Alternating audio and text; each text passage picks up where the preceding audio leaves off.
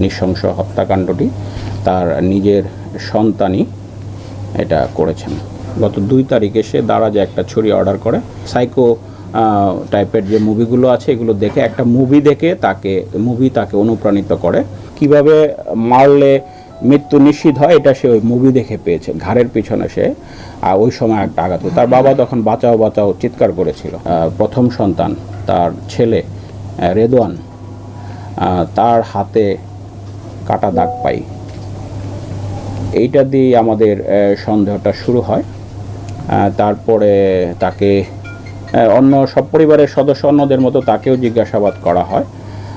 তারপরে করতে করতে একটা পর্যায়ে গিয়ে আমরা যেটা জানতে পারি, এই নৃশংস হত্যাকাণ্ডটি তার নিজের সন্তানই এটা করেছেন। এবং এই নিয়ে আমরা অনেকগুলো তথ্য পেয়েছি। তার সন্তান, এটার একটা অন্যতম কারণ ছিল তার পিতা তাকে অত্যন্ত কড়া শাসনে রাখতেন। এটা তার একটা অভিযোগ। এবং এই ছোট থেকে এই কড়া শাসনের কারণে তার ভিতরে একটা বিক্ষুব্ধ ভাব জন্ম নেয়, ক্ষোভ, এবং তার কাছে মনে হতো যে তার কোনো স্বাধীনতা নেই। সে তার পিতার মতো তার সন্তান অত্যন্ত মেধাবী ছাত্র, সে ক্লাসে ফার্স্ট হতো, তারপরেও তার কোনো স্বাধীনতা ছিল না। তাকে প্রচণ্ড মারধর করতো, এরকম তার অভিযোগ। তো এগুলো থেকে তার ক্ষোভ তৈরি হয় এবং বিভিন্ন সময়ে সে বাড়ি থেকে পালিয়ে যাওয়ারও চিন্তা করেছে মুক্তির জন্য। তার পরবর্তীতে সে আত্মহত্যারও চেষ্টা করেছে। মাস 2 আগে উনি ওই ছেলে তার আত্মহত্যার চেষ্টা করে। যদিও এই সন্তান তার পিতারই মাদ্রাসায় লেখাপড়া করে, কিন্তু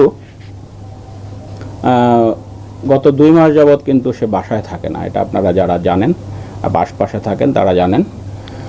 তো কেন? কারণ সে একবার আত্মহত্যার চেষ্টা করেছিল। তার পরবর্তীতে তার মামার বাসায় তাকে নিয়ে রাখা হয়। মামার বাসায় থাকেন কিন্তু পড়েন এই মাদ্রাসায়।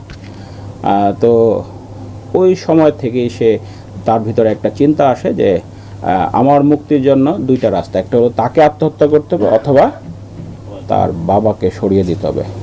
একটা মানসিক একটা বিকৃতির মতো অবস্থা তার ভিতরে তৈরি হয় এবং সে এটা নিয়ে চিন্তা করতে থাকে এবং সে বিভিন্ন মুভিও দেখতো। সাইকো টাইপের যে মুভিগুলো আছে এগুলো দেখে একটা মুভি দেখে তাকে অনুপ্রাণিত করে যে এরকম এক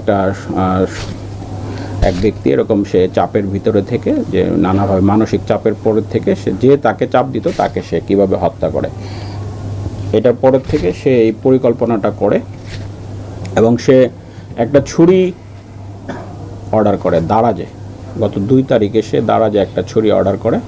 ওই ছুরিটা সে 5 তারিখে রিসিভ করে। তো তার উদ্দেশ্য ছিল 4 তারিখে তার বাবাকে সে হত্যা করবে এবং 4 তারিখে তার প্ল্যান ছিল সে ফজরের নামাজের পরে অনেক সময় সে খুঁজছিল কখন করবে। তো ফজরের নামাজের পরে তার একটা পরিকল্পনা ছিল, কিন্তু 4 তারিখে তার ছুরিটা তখন পর্যন্ত তার হাতে পৌঁছায় নাই। 4 তারিখে তার মা তাদেরকে ফোন দিয়ে বলে যে সে নানার বাড়ি আসছে। তো এইটার পরে তার প্ল্যানটা সে চেঞ্জ করে, যে তাহলে তো সুযোগটা হয়ে গেল, যে তাহলে সে প্ল্যান করে যে 6 তারিখে, এটা তার জন্য একটা সুবর্ণ সুযোগ, 6 তারিখে সে এশার নামাজের পরে সে বাসায় গিয়ে এই কাজটা করবে। তো যথারীতি পরিকল্পনা অনুযায়ী সে বাসা থেকে চলে আসে, তজিমউদ্দিন থেকে ভোলায় চলে আসে। এসে সে তার ওই মেইন গেটের দরজা খোলা ছিল, কিন্তু ভিতরের দরজা, যে বাসার যে দরজাটা সেটা তালাবদ্ধ ছিল। তার ভিতরে পিছনে গিয়ে সে অবস্থান করে। বাবা যখন ওই কম্পিউটারে কাজ শুরু করেছে তখন এই ছেলে দরজায় নক করে। দরজায় নক করার পরে ওর বাবা তাকে জিজ্ঞেস করে কে, তখন বলে বাবা আমি রেদওয়ান। তখন সে ওই বলার পরে বাবা দরজা খুলে দিলে ঢুকেই সে, এর আগে সে যখন ঘরের পিছন থেকে আসে সিঁড়িতে সে কিছুক্ষণ বসেছিল। তার বক্তব্য মতো তার শরীর তখন কাঁপছিল, কিন্তু তার সিদ্ধান্ত ছিল না, এই সিদ্ধান্তটা সে যে কোনো মূল্যে হোক ওই দিনই বাস্তবায়ন করবে, এছাড়া আর তার মুক্তির কোনো উপায় নাই। এই চিন্তা থেকে সে যখনই দরজাটা খুলে সে কোনো রকম কাল বিলম্ব না করেই প্রথম ছুরিটা চালায়, যেটা তার পেটের কাছাকাছি একটা স্পট আছে, আপনারা ওইটা প্রথম লাগে। তো এটা লাগার পরে ওর বাবা ছুরিটা ধরে ফেলে। আমাদের সুরতহালেও ওর বাবার হাতে কাটার দাগ আছে। তখন ধরে ফেলার পরে ও মাপ চায় তার বাবা, যেহেতু বাবা আমাকে মারিস না, আমাকে মাপ করে দে। সে তখন বলে ঠিক আছে, কমিটমেন্ট করে করবে না।